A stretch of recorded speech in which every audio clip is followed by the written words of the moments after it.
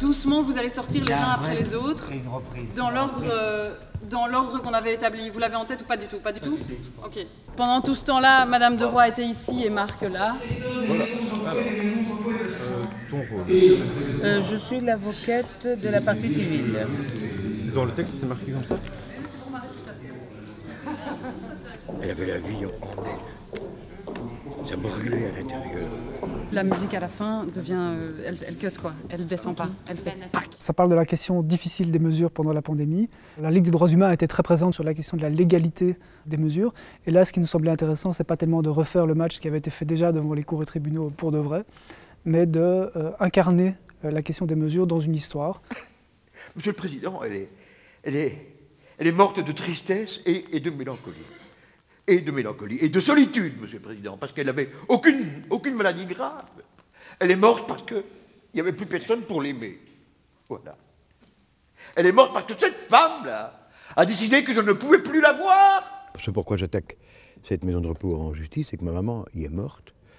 Et pour moi, elle a été abandonnée par la direction, par les infirmiers, les infirmières. Ils l'ont laissée mourir. Et que tous les autres étaient plus importants, la majorité l'a emporté sur ma maman. C'est parce que j'ai respecté ces mesures strictes de confinement que j'ai eu très peu de cas et de décès dans mon établissement. Ces mesures qui ont isolé Madame Mouters, c'était là pour sauver des vies. Et il fallait les respecter pour éviter le pire. Notre idée, c'était vraiment d'établir un dilemme, une vraie question. À savoir, est-ce qu'on peut tenir pour responsable la directrice de la maison de repos dans laquelle est décédée une femme durant cette période de confinement strict? On pose cette question-là au public. Est-ce qu'elle est coupable ou est-ce qu'elle n'est pas coupable? L'objectif qui est le nôtre est de rendre la justice, de dire la vérité judiciaire dans cette affaire qui oppose Madame de Roy à Monsieur Wouters. Si vous souhaitez condamner Madame de Roy, vous brandirez le carton rouge. Si vous estimez que la prévenue est non coupable, vous brandirez le carton vert. Le procès fictif, c'est un objet hybride, donc qui mêle conférences et théâtre. Et donc se retrouvent sur scène, en effet, des comédiens, des comédiennes, puis des intervenants, des intervenantes. Et chacun, avec son habitude de la scène, va amener ce qu'il peut amener. Les comédiens, les comédiennes vont être chargés d'amener effectivement toute l'histoire au niveau individuel.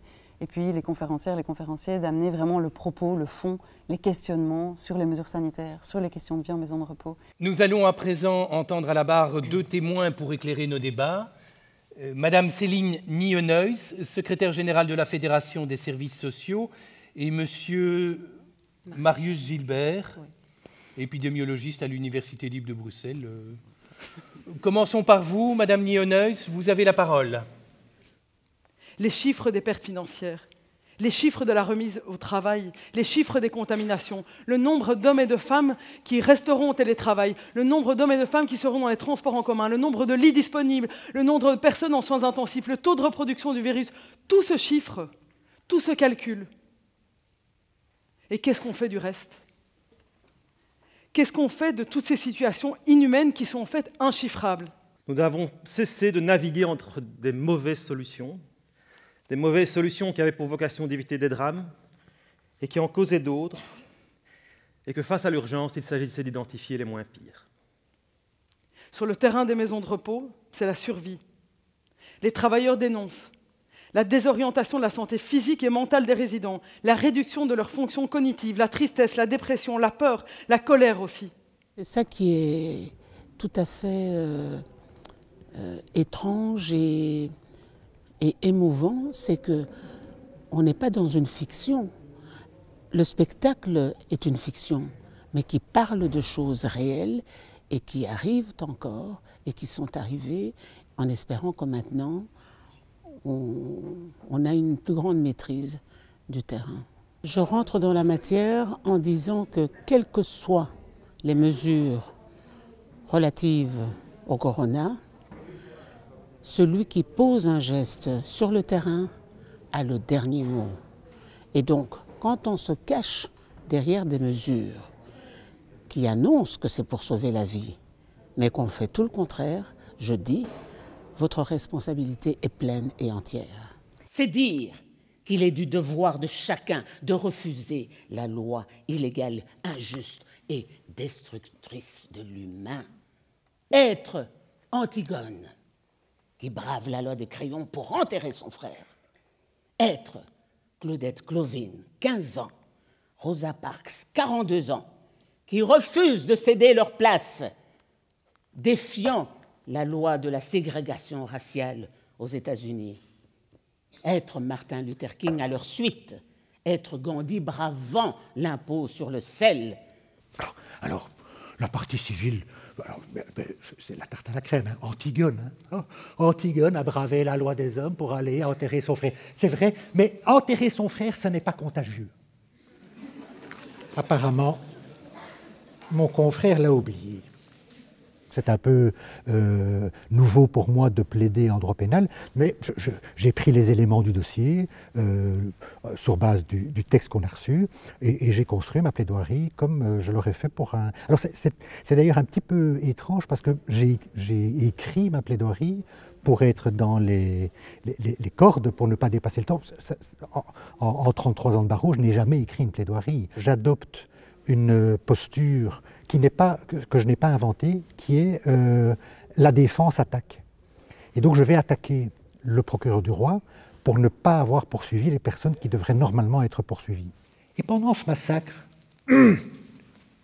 là sous nos yeux, mars, avril, mai 2020, que faisiez-vous, monsieur le procureur du roi? Ah oui, j'oubliais. Vous avez arrêté et fait condamner un individu qui se promenait à 21h, seul, devant les abattoirs d'Anderlecht parce qu'il n'avait pas mis son masque sur son nez. Vous avez fait interpeller dans la rue des jeunes, des adolescents. Ah, ils avaient leur masque. Mais ils discutaient à 5. Et ce jour-là, la bulle sociale était 4. Avec la bulle sociale, on ne rigole pas, monsieur le procureur du roi. Et alors, on ne rigole pas non plus avec les jeunes. Hein.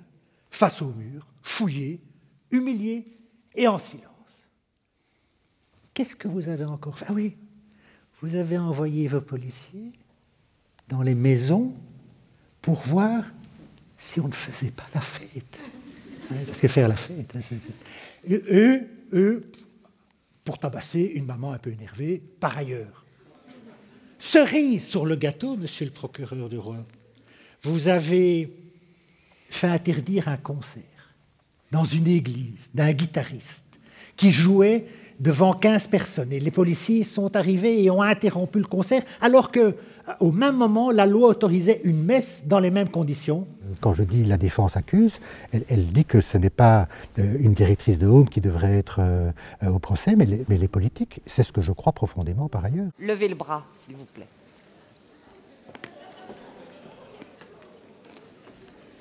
Ouais. Madame de Roy, le jury populaire ici présent vous déclare non coupable.